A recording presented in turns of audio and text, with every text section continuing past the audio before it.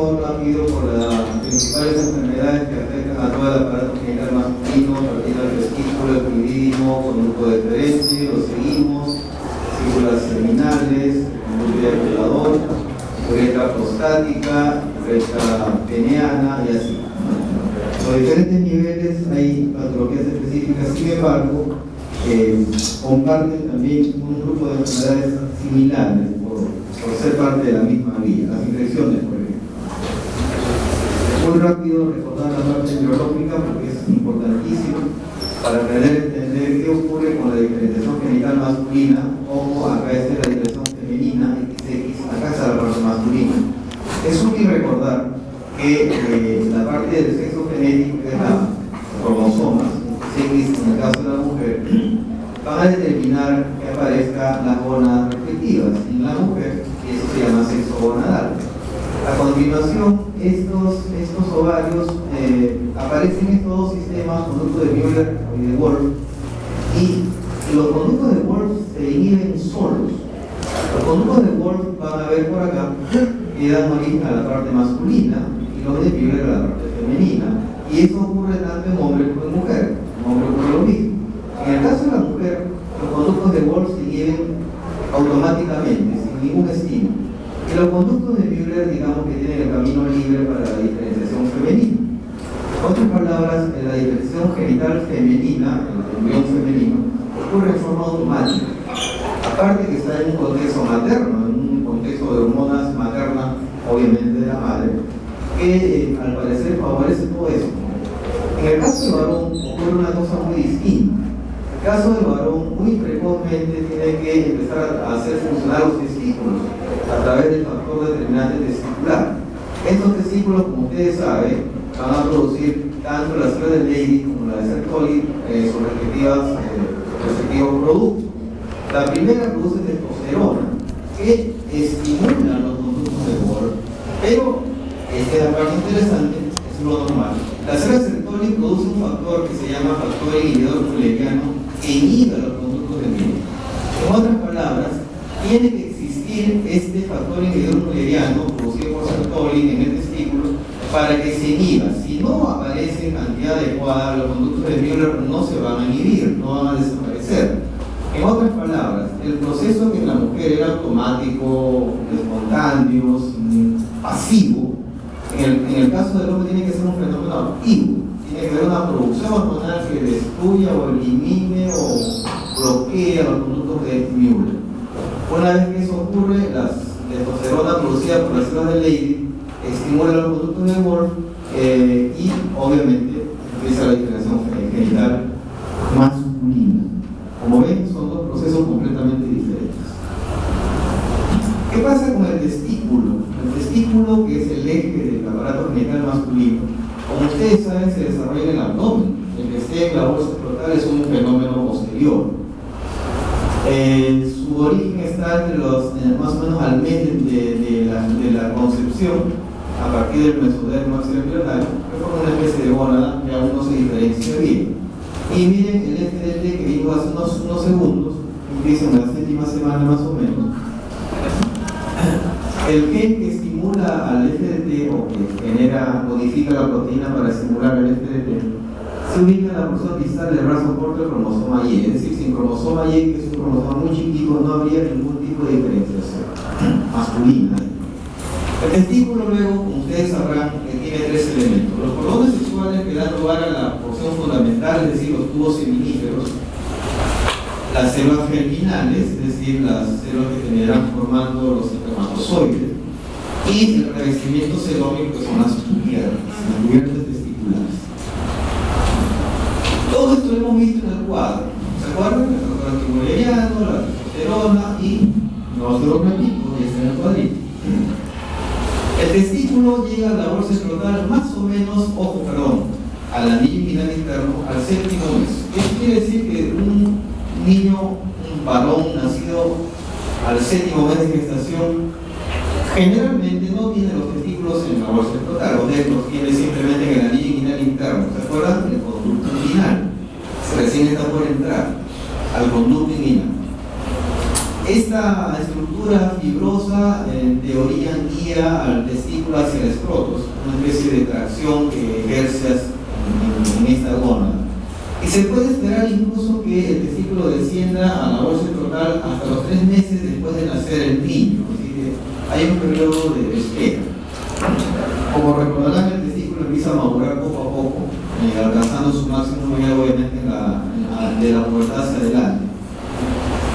El hecho de que el testículo esté en el abdomen o se origine en el abdomen y descienda, vamos a ver, hace este trayecto, está en el abdomen y baja, obviamente deja un camino abierto, pero en condiciones normales este camino se debe cerrar, se cierra muy alto, acá arriba, entonces la cavidad peritoneal se vuelve a cerrar y el peritoneo que baja se queda solo acá, ¿ven? Esto es lo que se llama la cavidad vaginal, que rodea parcialmente el testículo. ¿Qué cosa es la cavidad vaginal? Es un pedazo de peritoneo que rodea parcialmente el testículo, como a manera de una membrana serosa. Existen enfermedades en las cuales no se cierra esta cavidad, este agujero, y se llama persistencia total de ese conducto. Comprendan que por aquí puede salir un pedazo de intestino, el píclo, lo que fuese. Eso da origen a las famosas hernias inguinales indirectas. Y también puede ocurrir una persistencia parcial, es decir, solo una pequeña porción del conducto, luego se cierra y la hernia también puede llegar, pero solo hasta aquí. Las hernias son un problema, como ustedes saben, y ya las hemos estudiado bastante en tubo digestivo. El testículo puede tener problemas congénitos como cualquier órgano. Primero, monorquia significa que solo existe un testículo de los dos que comúnmente se tienen, se debiera entender.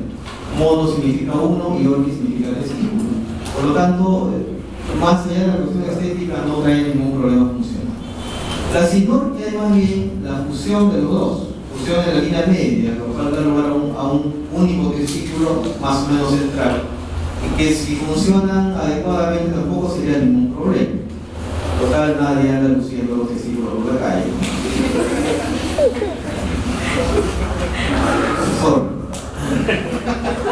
Anorquia sí es un problema, porque anorquia significa que no hay testículos, ¿no? Lo cual plantea un detalle interesante, es decir, el niño nace con genitales masculinos excepto testículos, es decir, implica que existió testículos, pero por alguna razón regresionaron. Y obviamente tendrá problemas muy serios más adelante porque el desarrollo genital masculino no podrá completarse. Pero bueno, ahora existen hormonas, existen una serie de cosas que podrían hacer más llevadera el problema. Para ectopía y criptorquidia es mejor ni ver los esquemas. En ambos, el testículo está fuera del lugar que le corresponde, ¿ya? Sin embargo, cuando el testículo se detiene en el camino usual de descenso, tiene un nombre. Algo está sonando por ahí. Contesta su teléfono.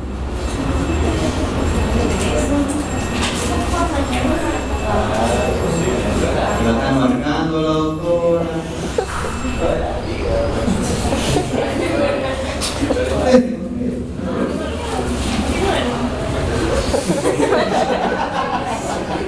No, no entendí.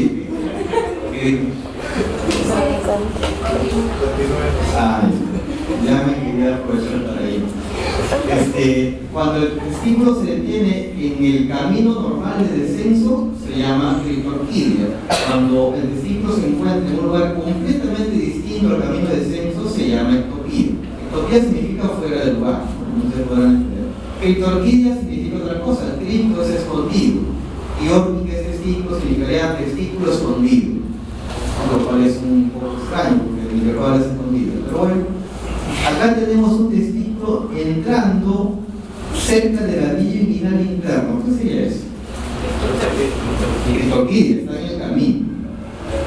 Acá tenemos uno que, si lo miran bien, no está en la bolsa escrotal, pero este es el pliegue inguinal. De aquí para arriba es abdomen, de aquí para abajo es muslo.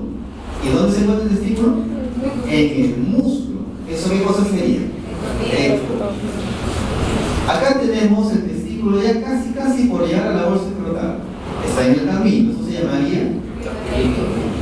Y acá tenemos uno en el perineo. Eso, aparte de ser un problema, serio, eso se llama ectopía, está completamente fuera del lugar. Resumiendo, si está en el camino, criptorquídea; si está debajo de la oreja, ectopía.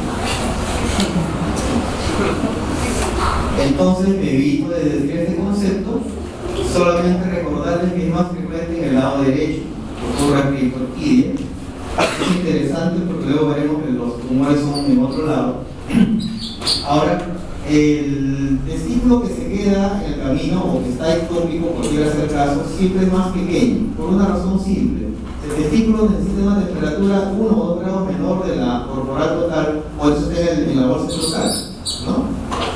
Que por cierto, la bolsa escrotal es una especie de refrigeración automatizada, ¿no? Que aire acondicionado 18 cuartos, es más automático y no consume electricidad. Cuando hace frío, asciende. Cuando hace calor, desciende. Hay gente que no le desciende ni con calor. Eso no se puede evitar. La macroscopía es disminuida y la histología es un testículo atrófico.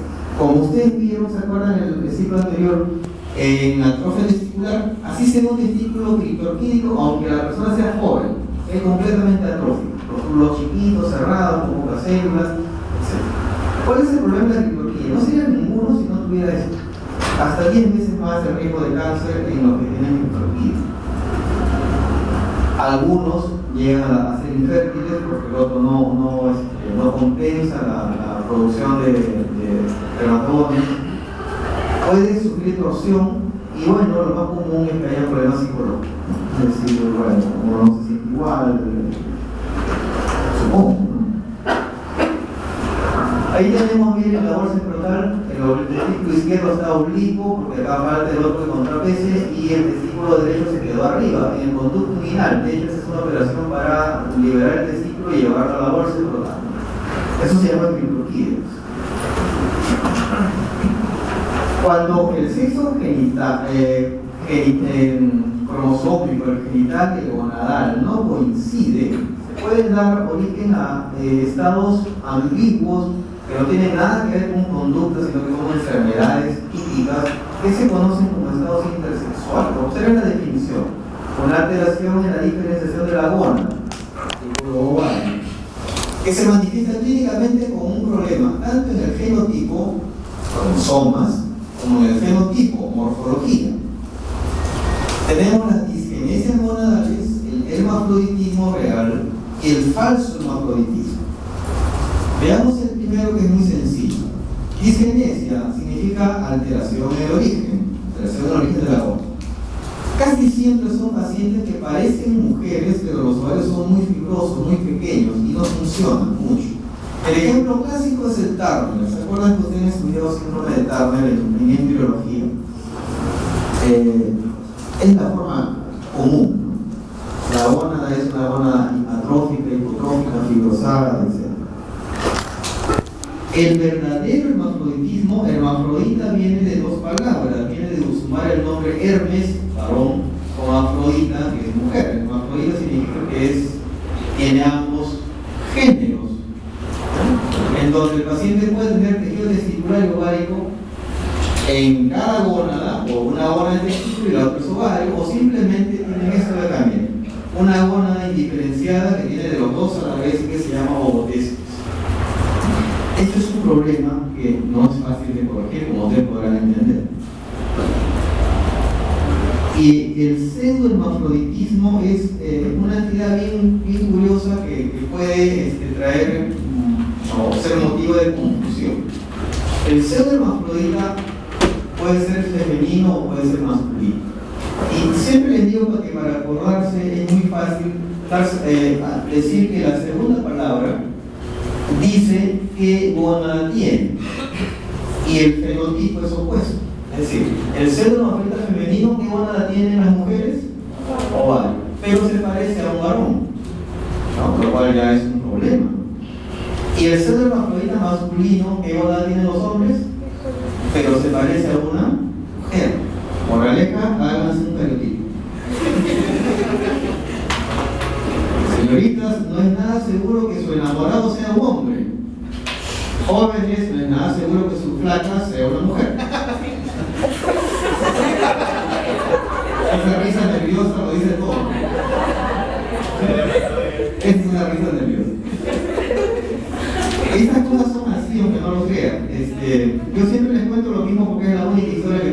ejemplo, en mi hospital, en mi Revalidati, nos presentaron una vez en el servicio de genética, llamaron a todos a una conferencia general y nos fuimos, es curioso. Y presentaron las fotos y todo de una pareja que había acudido por infertilidad. No pueden tener hijos, se habían casado hace como 4 o 5 años, no pueden tener hijos. Bueno, ¿qué pasó? Nos hicieron los estudios y por supuesto la parte genética es obligatoria. El estudio determina finalmente que el varón no tenía problemas, pero que la esposa era XY. Sin embargo, honestamente, y dejando de lado cualquier prejuicio o cualquier actitud que se vea mal, nos pasaron las fotos de la esposa y era una mujer realmente atractiva. O sea, cualquiera, ¿no? Cualquier varón con un poquito de testosterona la veía atractiva, la chica, una chica muy guapa. Y era un hombre. Uy, ya están tomando otra.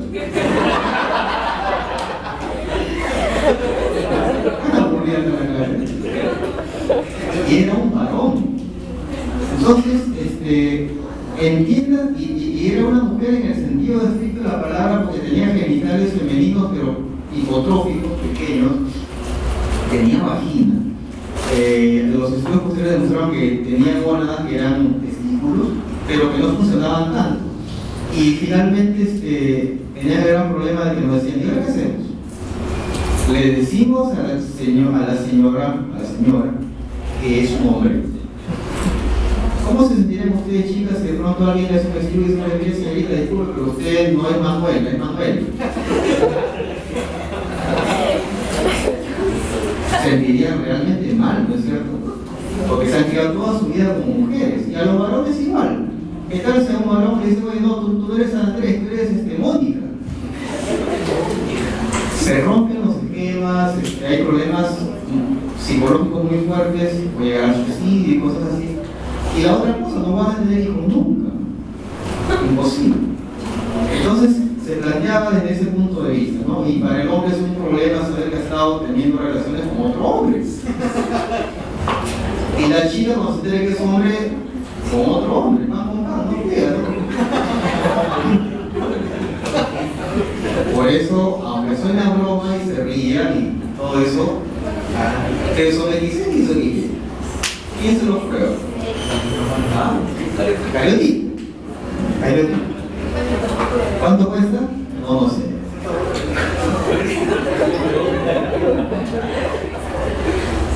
¿Qué es? A ver si aprendieron algo. ¿Qué es un pseudohermafrodita masculino? ¿Qué gónada tiene? Se parece a Jennifer Lopez. Como causa de este problema tenemos fallas funcionales en las células de Leydig, las que producen la testosterona, o producen mal, o producen, hay muy pocas células, o que se produzca la hormona pero no haya receptores, es decir, hay una insensibilidad a los andrógenos, o que la enzima alfa-reductasa que produce, metaboliza el cambio de testosterona al hilo de testosterona, que es la forma activa, no exista, o se casa. O simplemente que no haya regresionado bien los conductos de Müller. ¿Se acuerdan? Müller, como palabra mujer, es la que hacía la distinción femenina. Entonces, todo eso juega en el pseudohermafroditismo masculino. Tengan mucho cuidado, ya saben.